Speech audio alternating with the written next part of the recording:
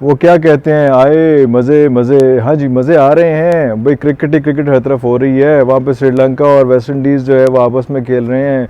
उधर इंडिया और न्यूजीलैंड जो है वो आपस में खेल रहे हैं। पाकिस्तान और बांग्लादेश आपस में खेल रहे हैं। हर तरफ क्रिकेट ही क्रिकेट हो रही है। और वहाँ पे वुमेंस क्रिकेट भी हो रही है, जो वहाँ पे जिम्बाब्वे में 9 टीमें गई हुई हैं। और वो एक अजीब सिचुएशन वहाँ पे आ गई है कि वहाँ पे जो है वो एक कोरोना की एक और फॉर्म जो है वो इंट्रोड्यूस होगी, जिसकी वजह से बहुत मसला आ गया है वहाँ पे। और जिम्बाब्वे से कोशिश की जा रही है कि ये जो क्वालिफाइंग राउंड जो वर्ल्ड कप का, वुमेंस क्रिकेट वर्ल्ड कप का हो रहा था, उसको रोक दिया जाए और वहाँ से जो है सब प्लेयर्स को एवैक्यूएट करा के जल्दी जल्दी अपने अपने मुल्कों में पहुँचा दिया जाए, इससे पहले कि मज़ीद मसाइल वहाँ पे फैलें। वो भी एक अजीब किस्म की खबर चल रही है। मुझे आपने याद कराना है, आफ्ताब इकबाल साहब जो लेजेंड, हमारे लेजेंडरी एंकर हैं, उन्होंने भी एक पैगाम दिया है और उनका बहुत शुक्रिया इस बात का। वो भी मैंने आपको पैगाम भी सुनाना है।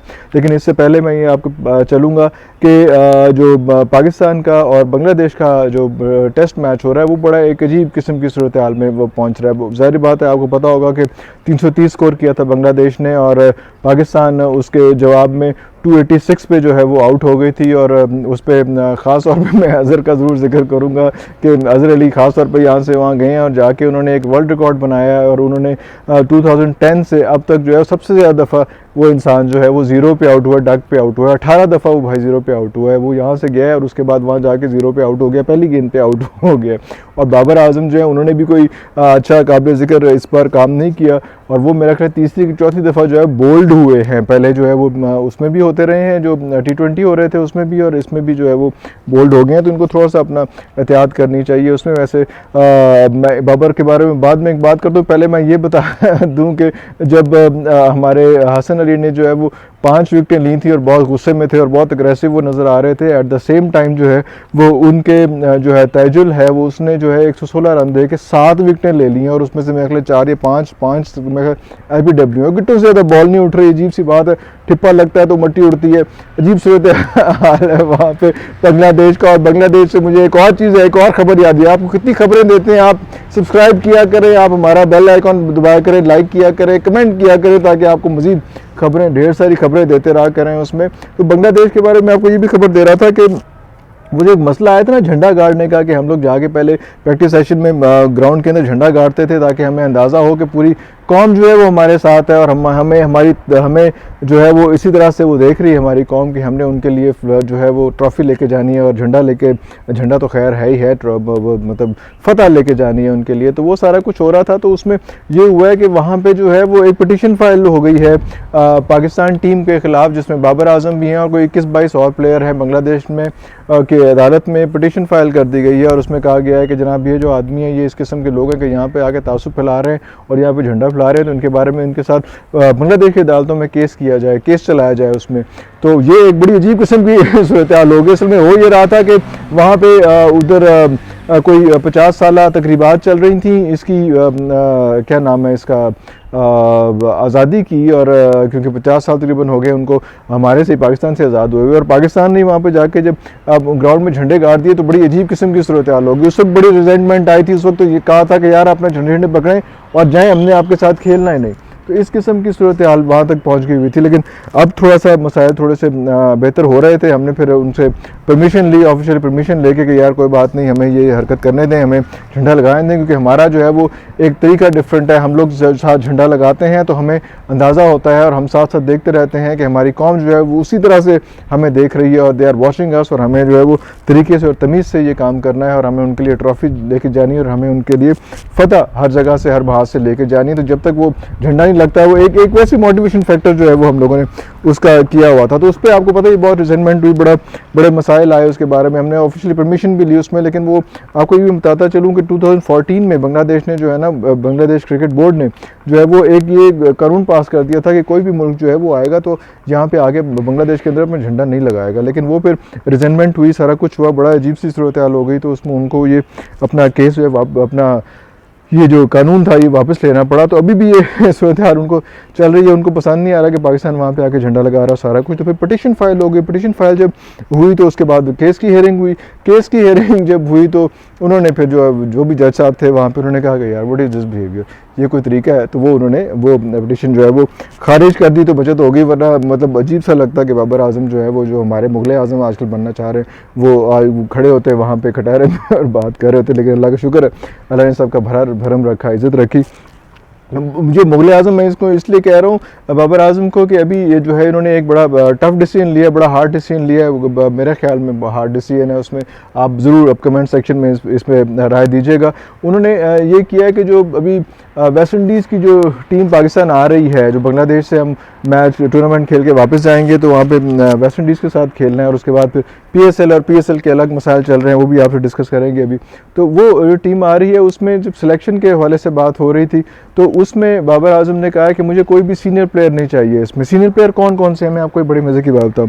एक तो शोएब मलिक हैं जिन्होंने अच्छी परफॉर्मेंस दी थी वर्ल्ड कप में, वो उनके बारे में उन्होंने कहा कि भाई ये भी हमें नहीं चाहिए। मोहम्मद हफीज़ जो हैं येस ट्रबल शूटर हैं, प्रोफेसर हैं, उन्होंने कहा भाई हमें ये भी नहीं चाहिए।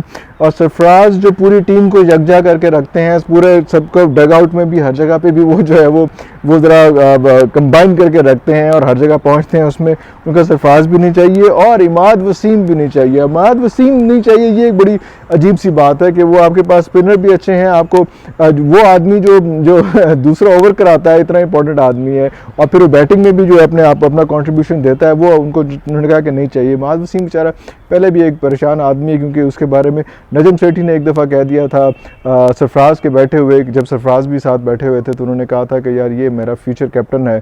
तो वो तब से बेचारा वो इतना कि वो हॉट वाटर्स में है कि अभी तक वो संभल नहीं सका। तो इमाद वसीम को भी जो है उन्होंने कहा है कि इमाद वसीम भी नहीं चाहिए। तो ये जो है ये मुझे लग रहा है कि वो वाली बात नहीं होती to be the king kill the king.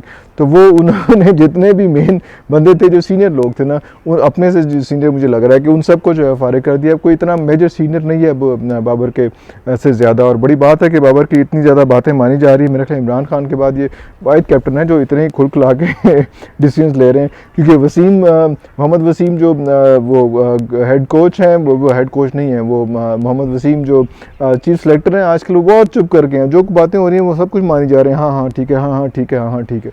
तो ये वाला सिलसिला चल रहा है, उसमें तो बिल्कुल वो डक डाउन हुए हुए हैं। तो ये सिलसिला थोड़ा सा अजीब सा है, इसके बारे में देखना चाहिए कि क्या सूरत हाल है। जिस तरह से बात हो रही थी अभी इसकी क्या नाम है ये वेस्ट इंडीज़ टूर के बाद जो है वो फौरी तौर पे शुरू हो जाना है हमारा PSL। और PSL में भी अजीब किस्म की सूरत हाल आ रही है, क्योंकि बड़े एग्रेसिव आजकल हुए हैं रमीज़ राजा साहब। और रमीज़ राजा ने जो है ना बड़े गुस्से से जो है वो आजकल बात कर रहे हैं जो फ्रेंचाइज ओनर्स हैं, और उनको उन्होंने कहा है रमीज़ राजा ने कि भाईजान आप हमारे घर में घुस के जो है हमारे घर की खिड़कियाँ दरवाजे तोड़ रहे हैं, आपको हमारा ख्याल रखना चाहिए। आप जो है वो अजीब सी हरकत कर रहे हैं। जिसमें जो कोयटा ग्लैडिएटर के जो हेड हैं नदीम साहब, उन्होंने बड़ा इस पे गुस्से का इजहार किया कि यार हम आपका घर नहीं भाई, हम पे इन्वेस्टमेंट कर रहे हैं। हमने जो 6 पिछले जो हो चुके हैं सारे PSL जो हैं वो सारे भाई हमने ही लेके चले हैं, वो कोयटा ग्लैडिएटर और सब लोग के साथ लेके चले हैं। लेकिन रमीज़ राजा को ये एतराज़ है कि यार आप जो है वो आप सरफराज अहमद से बाहर नहीं निकल रहे। वो कह रहे हैं यार हम इन्वेस्टमेंट कर रहे हैं, हमसे हमें इतना ज़्यादा कुछ ना डिक्टेशन ना दें हमें उसमें। तो ये इस किस्म की जो है वो गुफ्तगू चल रही है, और वो लेकिन ज़रा लाउड चल रही है, थोड़ा सा एहतियात करना चाहिए। बल्कि मैं तो कह रहा था कि जहाँ 6 टीमें हैं वहाँ पे एक टीम सियालकोट या फैसलाबाद जो है वो ऐड होना चाहिए, या गिलगित बल्तिस्तान ऐड होना चाहिए, कोई इस किस्म का कश्मीर ऐड होना चाहिए। अगर कश्मीर प्रीमियर लीग करा सकते हैं तो कश्मीर की एक टीम क्यों नहीं ऐड करा सकते। तो इस तरफ जाना चाहिए, बजाय इसके कि आप बाकियों से भी लड़ाई झगड़े कर रहे हैं। तो ये कोई बहुत ज़्यादा अच्छी बात है नहीं। अच्छा एक मज़े की बात बताऊँ, अश्विन जो है वो इंडिया के जो ऑफ स्पिनर हैं वो उन्होंने एक बड़ी मज़े की हरकत की। वो जब न्यूजीलैंड के खिलाफ वो आउट हो नहीं रहा था कोई, तो उन्होंने जो है वो ऐसे बॉलिंग करानी शुरू कर दी कि वो बॉल करते करते मुस्लिम एक्सपेरिमेंट करते करते बिल्कुल वो क्या नाम है उसके सामने एम्पायर के सामने आए थे। एम्पायर ने 1-2 दफ़ा रोका, फिर उसने कहा यार क्या मसला है, मुझे नज़र ही नहीं आता कि ये क्या हो रहा है, कोई LBW होगा या कुछ हो जाएगा, तो भाई मैं क्या करूँगा। तो बड़े मज़े के आर्गुमेंट हुए। उसने कहा कोई बात नहीं, आप वैसे भी हम आउट नहीं कर पा रहे, तो कोई बात नहीं, आप क्या करेंगे, और अगर कभी कोई ऐसा अपील हो गई तो मैं थर्ड एम्पायर को कह दूंगा उसमें, थर्ड एम्पायर के बारे में तो वो अजीब सी सूरत हाल वहाँ पे हो गई उसमें। तो वो आजकल बड़ा वो भी बुक्स में चल रहा है उसमें थर्ड एम्पायर के साथ। तो एक ये भी मसला आ रहा है ना कि अभी जो मैच था ये वाला अभी बांग्लादेश के साथ जो है वो हमारे 9th प्लेयर को उन्होंने पता नहीं किस किस्म का थर्ड एम्पायर ने जो है वो बैटन पैड का जो है वो उन्होंने आउट दे दिया, और वो बेचारा जाना पड़ गया थर्ड एम्पायर ने आउट दे दिया। खैर मैं इस बात दोबारा घुमा फिरा के वहीं पे आऊँगा। वो जो बात थी आफ्ताब इकबाल साहब वाली, और आफ्ताब इकबाल साहब की बहुत मेहरबानी, बहुत मोहब्बत है उनकी, उन्होंने इतना ख्याल किया और इतना प्रेज़ किया और इस तरह की बात की। उसमें वो उनका एक है आफ्ताबियाँ के नाम से यूट्यूब चैनल है जिस पे मुख्तलिफ सवालों के वो जवाब देते हैं। तो उसमें उनसे एक ख़त आया और उससे एक सवाल पूछा गया कि आप क्रिकेट का चैनल क्यों नहीं आप खोलते या स्पोर्ट्स का चैनल आप क्यों नहीं खोलते। तो उन्होंने फिर क्या कहा है मैं आपको बताता हूँ। हमारे दोस्त हैं इरफान असगर, उन्होंने अपना स्पोर्ट्स चैनल शुरू किया क्रिकेट पे। वो नित नई चीज़ें, एक होता है क्रिकेट की कवरेज, एक है क्रिकेट से मुतालिक खबरें, क्रिकेट से मुतालिक इन्फॉर्मेशन नहीं, न्यूज़। ये पहली दफ़ा उनके चैनल पर मैंने सुना था कि इंडियन क्रिकेट बोर्ड ने हलाल मील की तलकीन कर दिया कि हलाल मील होना चाहिए प्लेयर्स के लिए। और ये सबसे पहले ब्रेक ये स्टोरी इन्होंने की थी। मेरा ख्याल है कि थोड़े से रिसोर्सेज अगर झोंक दिए जाए ना, तो एक शख्स जिसको गेम का, स्पोर्ट्स का क्रेज भी हो, उसका तजुर्बा भी हो, कि बहुत सारे बड़े चैनल्स पर तगड़ी पोजीशंस पर रह चुके हैं मौसूफ, तो I think he can do justice to a sports channel. Sports channel speciality है, आम आदमी के बस का रोग नहीं है। और ये कोई बड़ा आदमी ऐसी बात कर सकता है। आपका बहुत शुक्रिया, and that means a lot for me. शुक्रिया।